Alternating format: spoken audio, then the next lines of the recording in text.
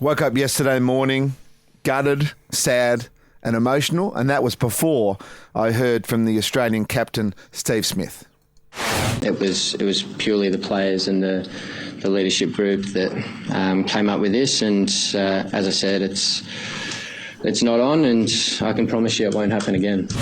Yeah, I can promise you it won't happen again too, Steve, because you won't be the Australian captain, and you shouldn't be the Australian captain, and you shouldn't be the Australian captain ever again. You premeditated the cheating. You premeditated the cheating, not trying to just bend the rules. Cheating, straight out cheating. We're the first ones to jump on the bandwagon when any other country in any other sport does something wrong. Well, the Australian Test team have cheated deliberately, and let's not get away from that. The leadership group, I'd love to know who the leadership group is. Yeah. Obviously, Dave Warner has stood down with Smith from this Test match, which is now ended. There's more people in that than not. My idea, my thoughts on this, as a bloke who used to go to the SCG every single time there was a Sydney Test match, watch every single ball from every other Test match that's ever played, not just in this country, but in every country. I love cricket more than anything else in the whole world, bar my family and friends.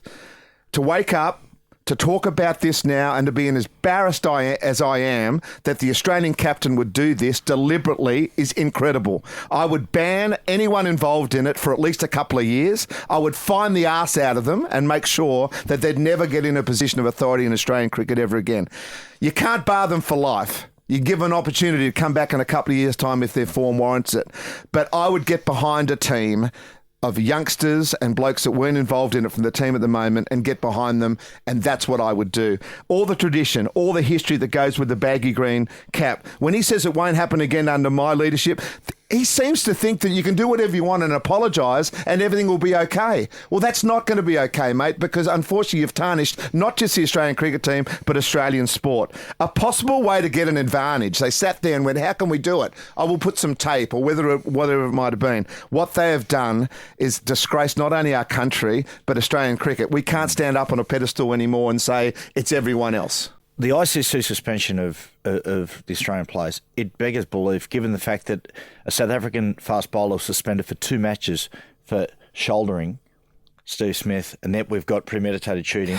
There was 1 match, and Bancroft, no suspension. I mean, yeah, if people haven't caught up on that, Steve Smith has got a 1 Test match ban from the ICC, and Bancroft actually did the cheating. Has got nothing. He's available to play in the 4th Test match. And the way that Sutherland, the CEO of Cricket Australia, to say that I haven't spoken to the players yet, so I didn't want to wake them up too early. It's been handled appallingly. Let me stop you there, Matty. So he says, I haven't got hold of the captain and the coach yet because it's nighttime in South Africa. You are the leader of Cricket Australia, and this is the biggest drama we've had since the underarm incident, which, by the way, at the time was actually legal, even though we all know it was disgraceful, and the law's now been changed. Wake them up. Make the phone call and let them know what they've done is disgraceful, and you can't just apologise your way away from it. So that's the first point, really weak leadership. Now we've got an integrity commission going over there. I just hope that for the 4th Test match, we get a whole lot of new players in there. Anyone in that leadership group has got to go. It's good. What's really sickening, Gus, is the fact that, as we said before, this is not something that was done under pressure in the heat of the moment. Boom. This is sit down, right? This is what we're going to do. And it appears as though, before the investigation takes place, is that no one has gone, this is not a good idea. Not We're one not person. But then to go away outside of that leadership group and go to a junior member of the team and say, here you go, this is what we want you to do. Because it's ruined Bancroft's reputation forever. Absolutely it has. Player.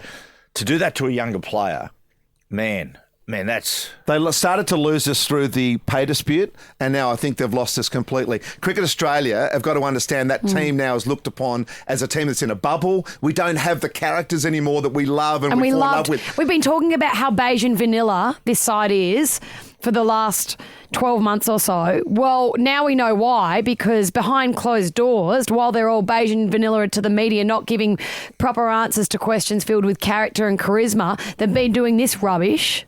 And they say it's the first time. Well, look, I wouldn't be so sure. The English Cricket Board have asked for the Ashes back because they said, well, we believe we've got some footage about the Australian through the Ashes series. Well, Gus, if that is the fact, if they have footage, then this is just the start. The tip of the iceberg.